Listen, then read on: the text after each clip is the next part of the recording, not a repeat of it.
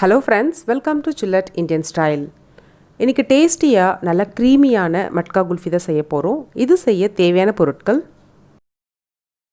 திக்கான பால் 1 litre, condensed milk 3 spoon, சர்க்கரை 3 spoon, குங்குமப்பூ 1 சிட்டிகை, பாதாம், முந்திரி பருப்பு, பிஸ்தா 2 ஸ்பூன் பொடியா கட் பண்ணி எடுத்துக்கோங்க.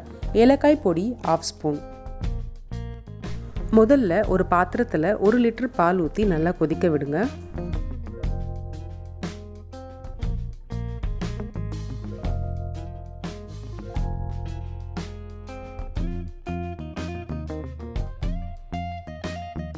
நல்லா மீடியம் ஃப்ளேமில் கொதிக்க விடுங்க, அப்போ தான் நிறைய மலாய் வரும்.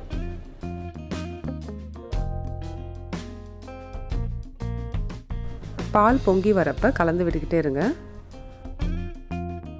ஓரத்தில் இருக்கிற மலாயெல்லாம் தீயாமல் பார்த்துக்கோங்க. ஒரு ஸ்பூன் வச்சு அதெல்லாம் கிளறி பாலோடு சேர்த்துருங்க.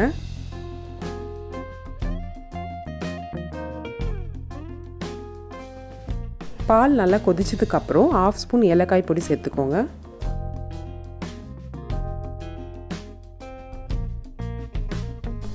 நல்லா கொதிச்சதுக்கப்புறம் 1 லிட்டர் பால் 1/4 லிட்டருக்கு வந்துடும்.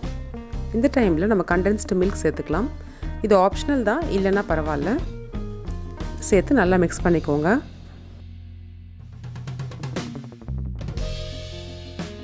கொஞ்சமாக குங்குமப்பூ சேர்த்துக்கோங்க. டேஸ்ட்டுக்காக நட்ஸ் சேர்த்துக்கலாம். பிஸ்தா, முந்திரி பருப்பு, பாதாம் பருப்பு எல்லாம் சேர்த்து நல்லா மிக்ஸ் பண்ணி விடுங்க. எப்போவுமே பால் நல்லா கொதித்து திக்கானதுக்கப்புறம் சர்க்கரையை சேர்த்துக்கோங்க. 3 ஸ்பூன் சர்க்கரை சேர்த்துக்கலாம். ஒருவேளை நீங்கள் கண்டென்ஸ்டு மில்க் சேர்த்துக்கலன்னா எக்ஸ்ட்ரா சர்க்கரையை ஆட் பண்ணிக்கோங்க. நல்லா மிக்ஸ் பண்ணி விடுங்க.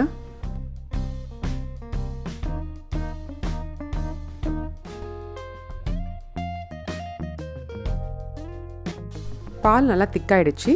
ஸ்டவ் ஆஃப் பண்ணிவிட்டு ரூம் டெம்பரேச்சருக்கு ஆற விடுங்க.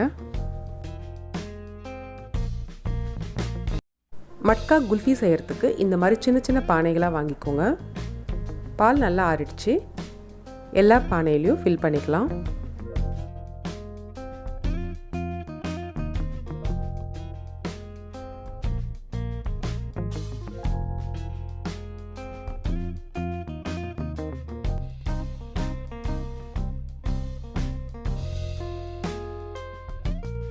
ஒரு கவர் இல்லைன்னா அலுமினியம் ஃபாயில் பேப்பர் வச்சு இந்த மாதிரி டைட்டாக மூடிடுங்க.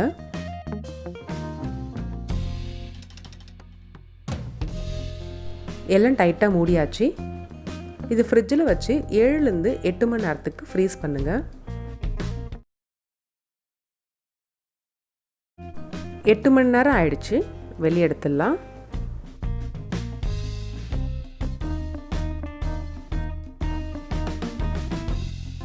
பொறுமையாக மேலே இருக்கிற கவரெல்லாம் எடுத்துருங்க.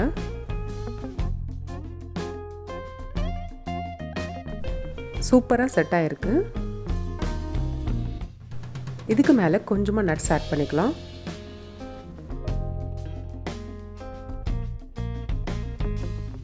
அவ்வளோதான், டேஸ்டியாக நல்ல க்ரீமியான மட்கா குல்ஃபி ரெடி ஆகிடுச்சு. சில்லுன்னு சர்வ் பண்ணுங்கள். இந்த க்ரீமியான மட்கா குல்ஃபியை நீங்களும் வீட்டில் செஞ்சு ட்ரை பண்ணி பாருங்கள். எப்படி இருந்ததுன்னு கமெண்ட்டில் சொல்லுங்கள். மறக்காமல் சில்லட் இண்டியன் ஸ்டைலுக்கு சப்ஸ்கிரைப் பண்ணுங்கள். தேங்க்ஸ் ஃபார் வாட்சிங்.